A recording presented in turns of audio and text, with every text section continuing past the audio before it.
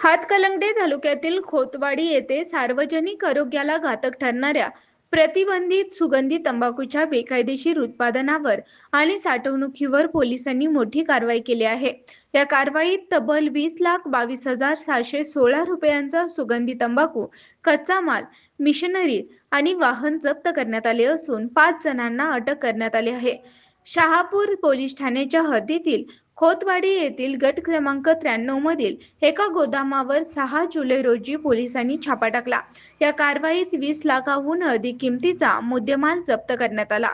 जप्त करण्यात आलेल्या मुद्देमालामध्ये 2056 किलोहून अधिक सुगंधी तंबाखू, 150 किलो कच्चा तंबाखू, methanol crystals, masala powder, liquid paraffin, liquid glycerine, विविध फ्लेवरिंग लिक्विड्स तसेच तंबाखू तयार करण्यासाठी वापरण्यात येणारी मशिनरी आणि सुमारे 3,25,000 रुपये किमतीची महिंद्रा जितो वाहन यांचा समावेश आहे।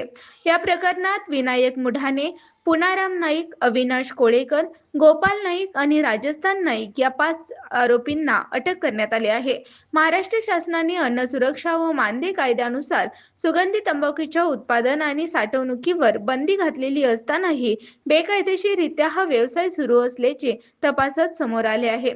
या प्रकरणी शहापूर पोलीस ठाण्यात विविध कलमांखाली गुन्हा दाखल करण्यात आला असून पुढील तपास सुरू आहे।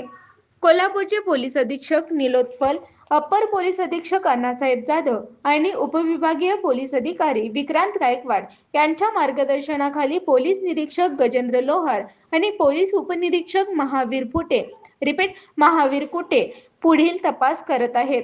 लोकसंवाद न्यूजसाठी प्रतिनिधी नारायण कांबळे।